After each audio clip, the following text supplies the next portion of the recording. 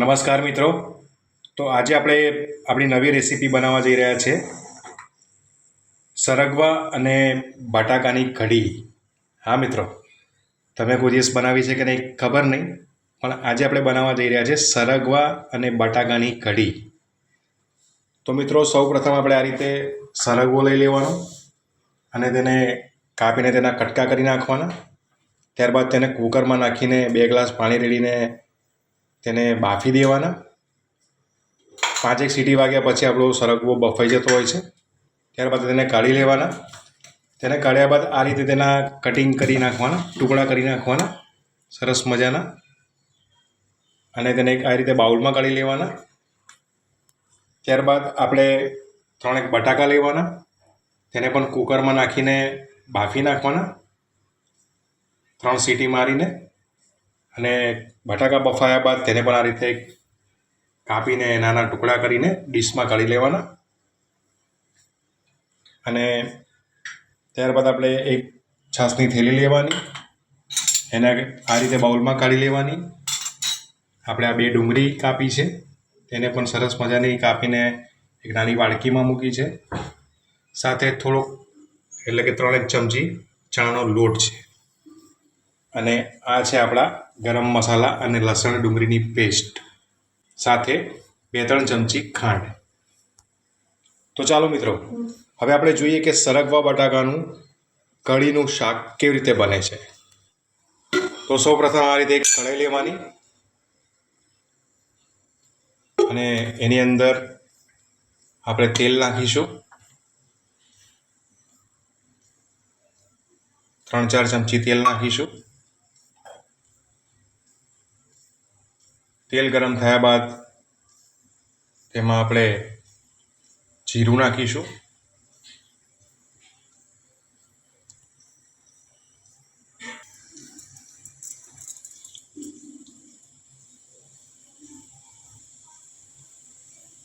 જીરુંને થોડું તતળવા દઈશું.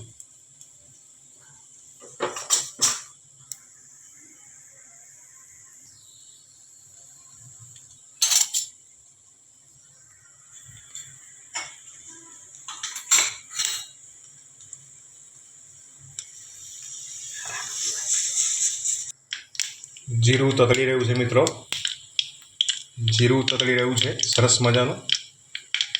હવે એમાં આપણે આપણી કાપેલી ડુંગળી નાખીશું.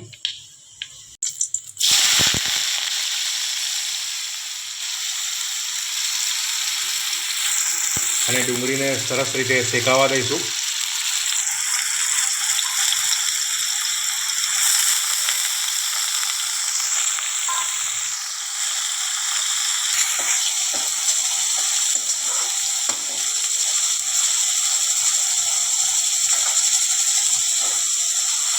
ડુંગળી શેકાયા બાદ આપણે તેમાં લસણ મરચાંની પેસ્ટ નાખીશું.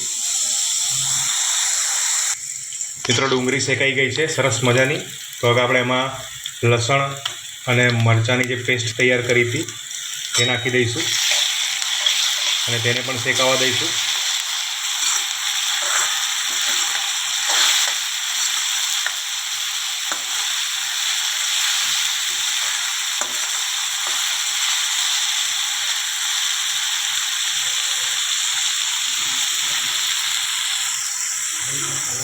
ત્યારબાદ તેમાં આપણે લાલ મરચાંનો પાવડર,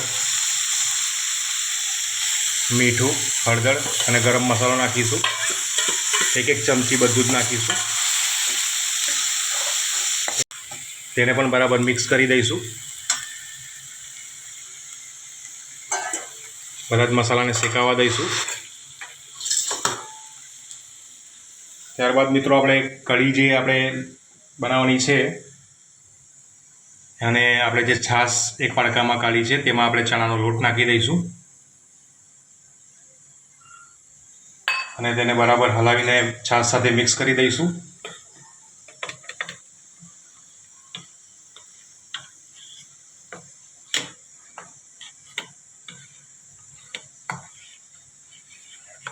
મિત્રો, છાશમાં પાવડરની ગળગળીઓ ના બની જાય એ ખાસ જોવાનું. એટલે આપણે ચણાના લોટને વ્યવસ્થિત હલાવીને દાબીને છાશ સાથે ભળી જાય એ રીતે મિક્સ કરીશું.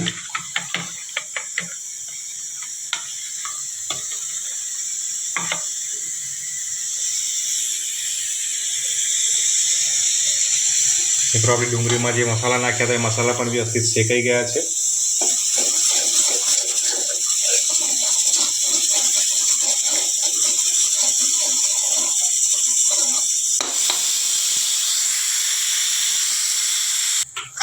આપણો જે મસાલો શેકાઈ ગયો છે એમાં હવે આપણે આપણી બાફેલી બધી જ સરગવાની શીંગો નાખી દઈશું અને મસાલા સાથે મિક્સ કરીશું. ત્યારબાદ તેમાં કાપેલા બટાકા જે આપણે બાફ્યા હતા એ નાખી દઈશું અને એને પણ મિક્સ કરીશું.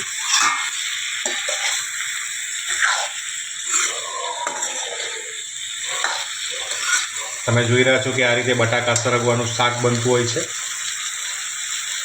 હવે આપણે આની અંદર જે છાશમાં ચણાનો લોટ નાખીને તૈયાર કર્યો હતો એ પણ નાખી દઈશું.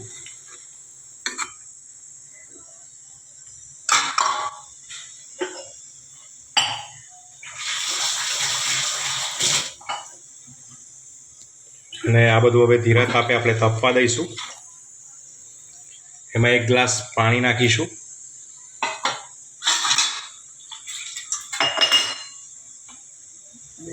અને સાથે 2 ચમચી ખાંડ પણ નાખીશું. ખાંડને આપણે મિક્સ કરી નાખીશું, હલાવી નાખીશું.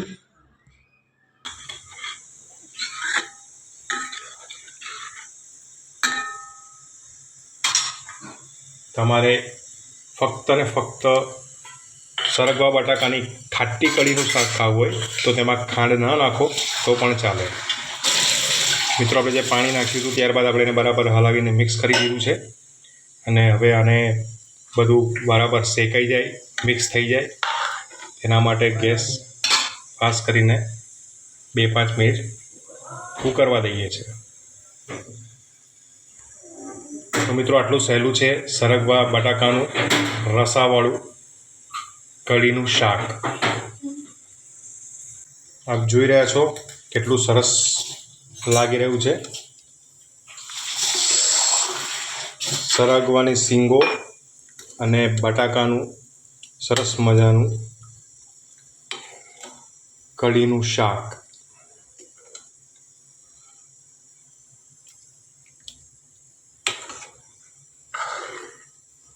તો આ રીતે બનતું હોય છે સરગવા બટાકાની કઢીનું શાક. તમે પણ બનાવવાનો ટ્રાય કરજો અને તમને અમારી રેસીપી ગમે તો લાઈક કરજો, શેર કરજો અને ચેનલને સબસ્ક્રાઈબ કરજો અને તમારા બધા સગા સંબંધી વાલા મિત્રોને પણ અમારો આ વિડીયો શેર કરજો. તો મિત્રો આપણું શાક તૈયાર છે, સરગવા બટાકાનું સરસ મજાનું કઢીનું શાક.